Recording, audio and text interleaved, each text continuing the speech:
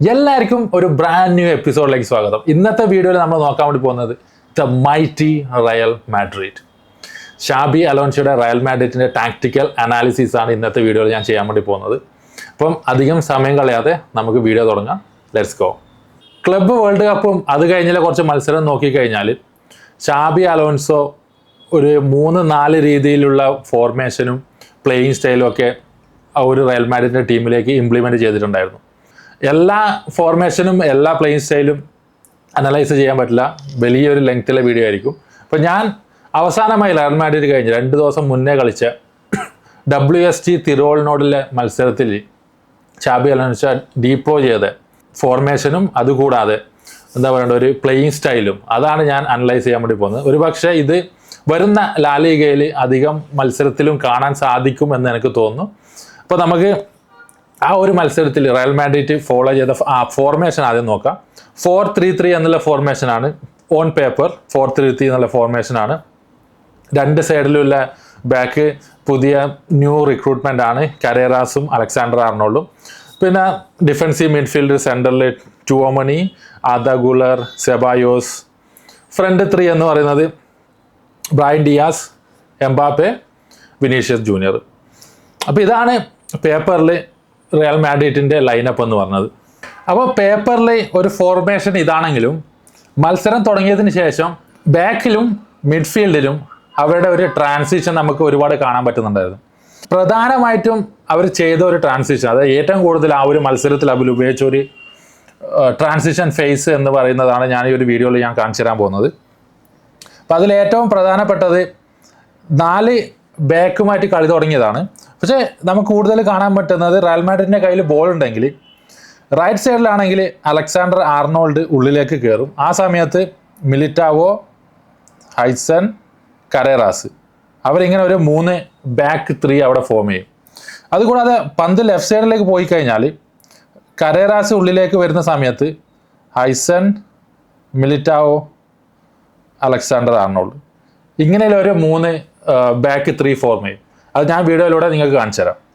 അപ്പോൾ ഈ വീഡിയോയിൽ റയൽ മാഡ്രിഡ് ബാക്കിൽ നിന്ന് പ്ലേ ബിൽഡപ്പ് ചെയ്യുകയാണ്.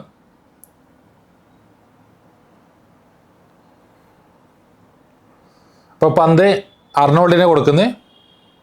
അപ്പോൾ പന്ത് കിട്ടിയ അർണോൾഡ് സ്വാഭാവികമായിട്ടും നമ്മൾ ഒരുപാട് വർഷങ്ങളായി ലിവർപൂളിൽ നമ്മൾ കണ്ടതാണ്. അർണോൾഡിന് പന്ത് കിട്ടിക്കഴിഞ്ഞാൽ ഒന്നെങ്കിൽ ഓവർലാപ്പ് ചെയ്യും, അല്ലെങ്കിൽ ഇൻവേർട്ടഡ് റൈറ്റ് ബാക്കായിട്ട് മിഡ്ഫീൽഡിലേക്ക് ഇറങ്ങി വരും. അപ്പോൾ അർണോൾഡ് പന്തുമായിട്ട് മുന്നേറുന്ന സമയത്ത് നമുക്ക് കാണാം കരേറാസ് മിലിറ്റാവോനോടും ഹോയ്സനോടും കയറി വരാൻ വേണ്ടി കൈനെ കൊണ്ട് ആംഗ്യം കാണിക്കുന്നത് നമുക്കിവിടെ കാണാം. അപ്പം ഈ ഒരു വീഡിയോയിൽ ഇവിടെയാണ് അലക്സാണ്ടർ ആർണോൾഡ് ഉള്ളത്. അതായത് ആ ഫ്രണ്ട് 3ലേക്ക് പുള്ളിക്കാരൻ കയറി വന്നു.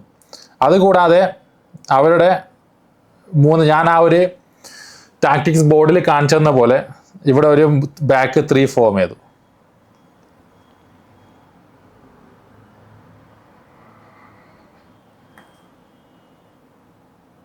അപ്പോൾ നമ്മൾ അലക്സാണ്ടർ ആർണോൾഡ് കയറുന്ന ഒരു വീഡിയോ കണ്ടു. ഇനി കരേറാസ് കുറച്ച് കയറി കളിക്കുന്ന സമയത്ത് അർണോൾഡിൻ്റെ പൊസിഷനും കൂടി ഞാൻ കാണിച്ചു തരാം. അപ്പം ഇതിൽ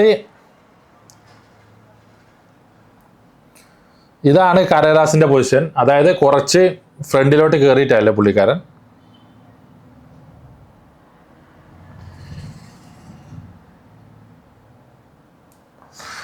ഈ സമയത്ത് നമ്മൾ നോക്കിക്കഴിഞ്ഞാൽ അർണോൾഡ് ഇവിടെ ഉണ്ടായ പൊസിഷനാണ് അർണോൾഡിൻ്റെ പിറകിലോട്ട് ഇറങ്ങി.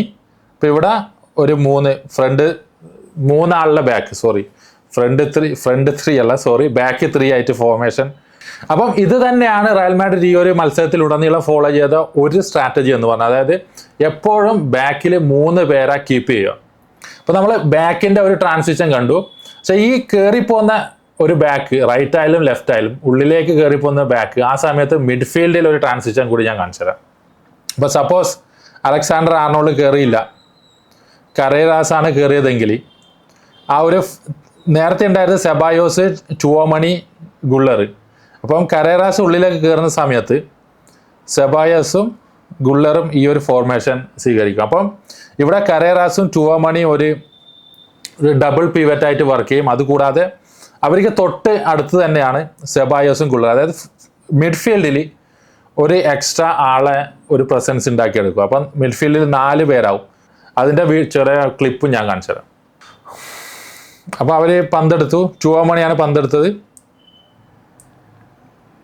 അപ്പോൾ നമുക്ക് കാണാൻ വേണ്ടി പറ്റും, ചുവമണി ഗുള്ളറിന് പന്ത് കൊടുത്ത സമയത്ത് ഗുള്ളർ പന്തെടുത്ത് ഉള്ളിലോട്ട് വന്നിട്ടുണ്ടായിരുന്നു. അപ്പോൾ ആ സമയത്ത് ചുവമണി ആ ഒരു ഗുള്ളറിൻ്റെ പൊസിഷൻ കവർ ചെയ്യാൻ വേണ്ടിയിട്ട് ചെങ്ങായിനെ ഓവർ ലാപ്പ് ചെയ്തിട്ട് അങ്ങോട്ട് പോകുന്നുണ്ട്.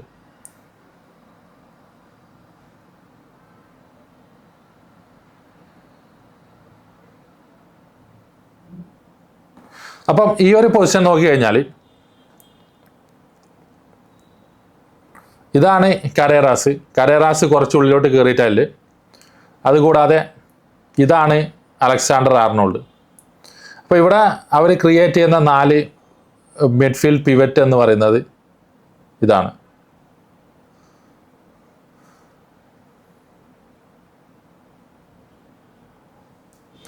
അപ്പം ആ ഒരു ഷേപ്പ് അവർ പരമാവധി ഫോളോ ചെയ്യാൻ വേണ്ടി ശ്രമിക്കുന്നുണ്ടായിരുന്നു ഈ ഒരു മത്സരത്തിൽ മുഴുവൻ.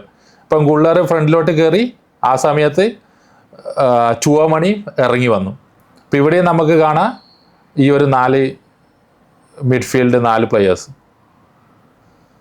അതുകൂടാതെ ബാക്കിൽ 3 സെൻട്രൽ ബാക്ക് അല്ല 3 ബാക്ക്. അപ്പം ഈ ഒരു ഷേപ്പ് റയൽ മാഡ്രിഡിൻ്റെ ബാക്ക്, അതുകൂടാതെ മിഡ്ഫീൽഡും. അപ്പം ബാക്കിലുണ്ടായ ട്രാൻസിഷനും അതുകൂടാതെ മിഡ്ഫീൽഡിലുണ്ടായ ട്രാൻസിഷനും നമ്മൾ കണ്ടു കഴിഞ്ഞു. എല്ലാ ടീമും റയൽ മാഡ്രിഡ് നമുക്കറിയാം one of the best team in the world എന്ന് നമുക്ക് പറയാം. ആ സമയത്ത് എല്ലാ ടീമും റയൽ മാഡ്രിഡ് ഇങ്ങനെ ഒരുപാട് ഫ്രീഡം കൊടുക്കില്ല. ട്രാൻസിഷൻ ഓക്കെ, നിങ്ങൾ ഇങ്ങനെ കളിച്ചോ അങ്ങനെ കളിച്ചോ, നമ്മൾ മൈൻഡ് ചെയ്യില്ല, അങ്ങനെയല്ലല്ലോ. അപ്പോൾ മറ്റേ ടീമിനും എന്തായാലും ഒരു ഗെയിം പ്ലാൻ ഉണ്ടാവും. അപ്പോൾ കഴിഞ്ഞ അധിക മത്സരത്തിൽ നമ്മൾ കണ്ടൊരു കാര്യമാണ്, റയൽ മാഡ്രിഡിനോട് കളിക്കുമ്പോൾ ടീമുകൾക്ക് ഒരു മിഡ്ഫീൽഡിൽ ആ ഒരു മൈതാനത്തിൻ്റെ മധ്യത്തിൽ കൂടുതൽ ഫോക്കസ് ചെയ്യുന്നതായിട്ട് കാണാം. അപ്പം ഈ ഒരു ഫോട്ടോ തന്നെ നമ്മൾ നോക്കിക്കഴിഞ്ഞാൽ എതിരാളികൾ വിന്യസിച്ചിരിക്കുന്ന ആ ഒരു മിഡ്ഫീൽഡിൽ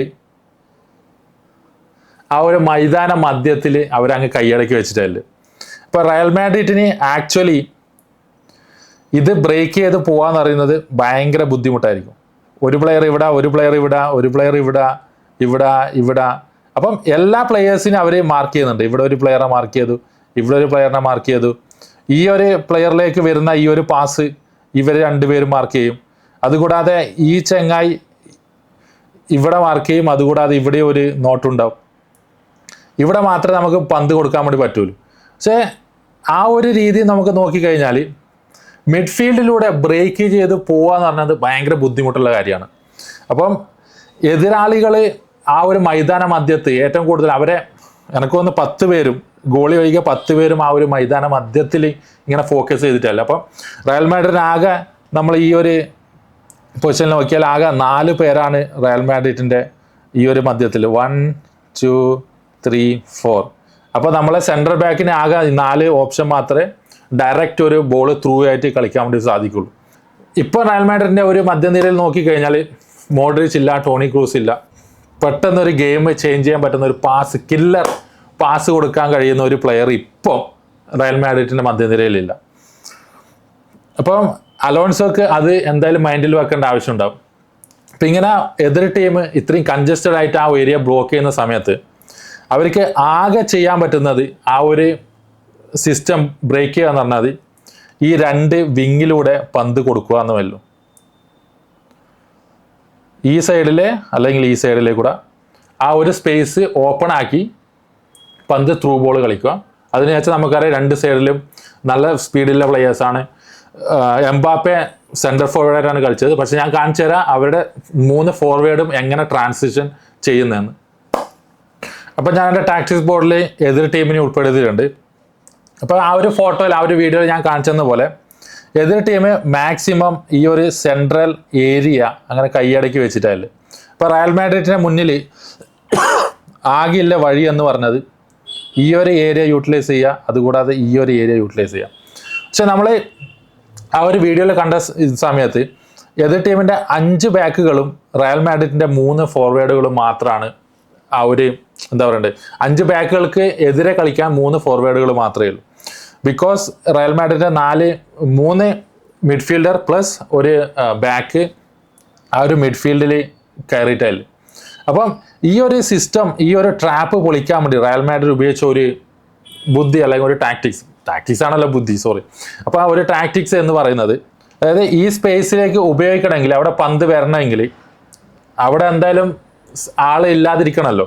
അതുകൂടാതെ നമ്മൾ ഇവിടെ നോക്കിക്കഴിഞ്ഞാൽ റയൽ മാഡ്രിഡിന്റെ ഫ്രണ്ട് 3-ലെ ഓരോ ആൾക്കാരെയും മാർക്ക് ചെയ്യാൻ ഏകദേശം 2 പേരെ വെച്ചിട്ടാണ് നമുക്ക് ഈ 2 പേർക്കും കൂടിയിട്ട് വിനീഷ്യസ് ജൂനിയർ മാർക്ക് ചെയ്യുക, ഈ 2 പേർക്കും കൂടിയിട്ട് എംബാപ്പനെ മാർക്ക് ചെയ്യുക, ഈ 2 പേർക്കും കൂടിയിട്ട് ഡിയാസിനെ മാർക്ക് ചെയ്യുക.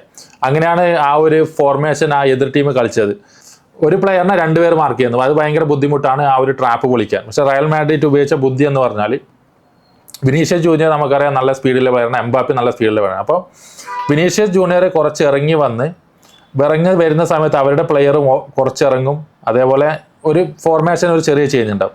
ആ സമയത്ത് ബോൾ ഇവിടെ നിന്ന് വാങ്ങിക്കഴിഞ്ഞാൽ വിനീഷ്യസ് ജൂനിയറിന് കുറച്ച് ഉള്ളിലേക്ക് വന്നാൽ ഈ 2 ഡിഫൻഡേഴ്സിൻ്റെയും ഒരു മൈൻഡ് ഡിസ്ട്രാക്ട് ചെയ്യാൻ വേണ്ടി പറ്റും. അപ്പം പോസിബിളായിട്ട് നമ്മൾ മാർക്ക് ചെയ്യുന്ന പ്ലെയർ പോകുന്ന ആ ഒരു വഴിക്ക് നമ്മൾ പോകാൻ സാധ്യതയുണ്ട് ഡിഫൻഡേഴ്സ്.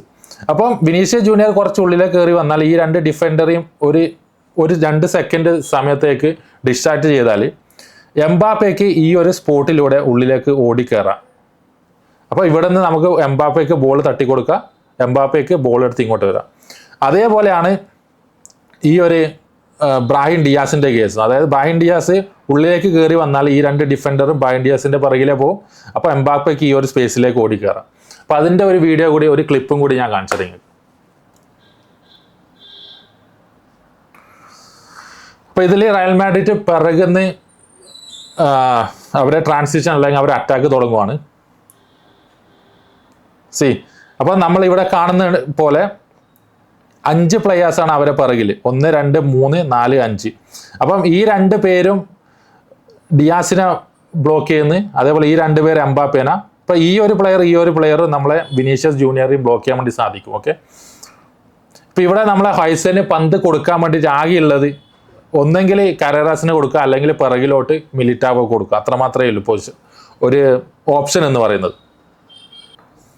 പന്ത് കരേറാസിന് കൊടുക്കുന്നത്, കരേറാസിന് സെബായാസിലെ കൊടുക്കുന്നത്. അപ്പോൾ നമുക്കിവിടെ കാണാം വിനീഷ്യസ് ജൂനിയർ കുറച്ച് സ്പേസിലേക്ക് ഇങ്ങനെ ഇറങ്ങി വന്നിട്ടുണ്ട്. അതുകൂടാതെ എംബാപ്പനെ ബ്ലോക്ക് ചെയ്തതിന് മറ്റൊരു പ്ലെയർ ചെറിയൊന്ന് ഡിസ്ട്രാക്ഷൻ ആയിട്ടുണ്ട്. ആ പുള്ളിക്കാരൻ നമ്മളെ ബോളിനെ നോക്കാൻ വേണ്ടി ഫ്രണ്ടിലേക്ക് നോക്കുന്നു. ഓക്കെ, വിനീഷ്യസ് ജൂനിയറിന് പന്ത് കിട്ടി, ഞാൻ ആ ഒരു ബോർഡിൽ കാണിച്ച പോലെ. അപ്പോൾ ഇവിടെ നിന്ന് വിനീഷ്യസ് ജൂനിയറിന് പന്ത് തട്ടിക്കൊടുത്തു. അപ്പോൾ ഞാൻ നേരത്തെ പറഞ്ഞ പോലെ എംബാപ്പയ്ക്ക് ഇവിടത്തേക്ക് പായ, ആ സമയത്ത് വിനീഷ്യസ് ജൂനിയർ ഉള്ളിലേക്ക് വരുമ്പോൾ ഈ 2 പ്ലെയേഴ്സിൻ്റെയും ഒരു മൈൻഡ് ഡിസ്ട്രാക്ട് ആവും. അപ്പോൾ വിനീഷ്യസ് ജൂനിയർ എടുത്ത് പന്ത് എടുത്ത് ഉള്ളിലേക്ക് പോകും. അപ്പോൾ വിനീഷ്യസ് ജൂനിയർ ഇവിടെ നിന്ന് ഉള്ളിലേക്ക് പാഞ്ഞ സമയത്ത് ഈ 2 വിനീഷ്യസിനെ മാർക്ക് ചെയ്തിരുന്ന ഈ 2 പേരും ഉള്ളിലേക്ക് കയറി വന്നു.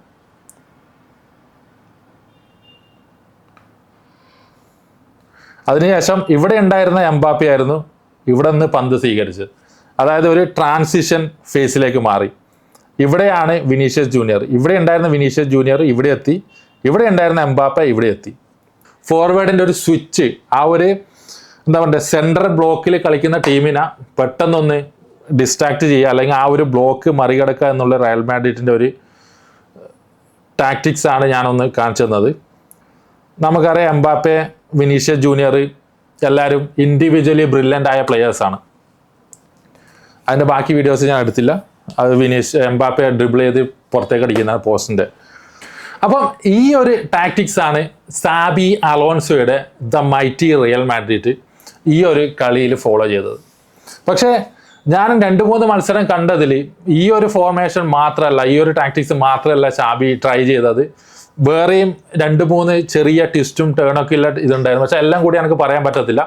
അപ്പോൾ നമുക്ക് ലീഗ് തുടങ്ങി ഒരു 1-2 മത്സരങ്ങൾ എല്ലാ ടീമും കളിച്ചു കഴിഞ്ഞാൽ മാത്രമേ നമുക്ക് ശരിക്കും ഒന്ന് അനലൈസ് ചെയ്താൽ മാത്രമേ മനസ്സിലാവൂ ഈ ഒരു ഫ്രണ്ട്ലിന്ന് എന്തൊക്കെയാണ് മാനേജേഴ്സ് പഠിച്ചെടുത്തത്, എന്തൊക്കെയാണ് അവർ ഒറിജിനൽ ആയിട്ടുള്ള നമ്മളെ ടഫ് മത്സരത്തിലേക്ക് അപ്ലൈ ചെയ്തതൊക്കെ. അപ്പോൾ നിങ്ങൾക്കറിയാലോ, വീഡിയോ ഇഷ്ടപ്പെട്ടാൽ ലൈക്ക് ചെയ്യുക, ഷെയർ ചെയ്യുക, സബ്സ്ക്രൈബ് ചെയ്യുക. അപ്പോൾ അടുത്തൊരു വീഡിയോയിൽ കാണുന്നത്. അതിന് മുന്നേ നിങ്ങൾക്ക് വേറെ ഏതെങ്കിലും ടീമിൻ്റെ ഇതേപോലെ ഒരു ചെറിയൊരു അനലൈസ് ചെയ്യണമെങ്കിൽ കമൻറ്റ് സെക്ഷനിൽ തീർച്ചയായും രേഖപ്പെടുത്തുക. അപ്പം നമുക്ക് അടുത്ത വീഡിയോയിൽ കാണുന്നത് വരെ എല്ലാവർക്കും ശുഭരാത്രി, ഗുഡ് മോർണിംഗ്.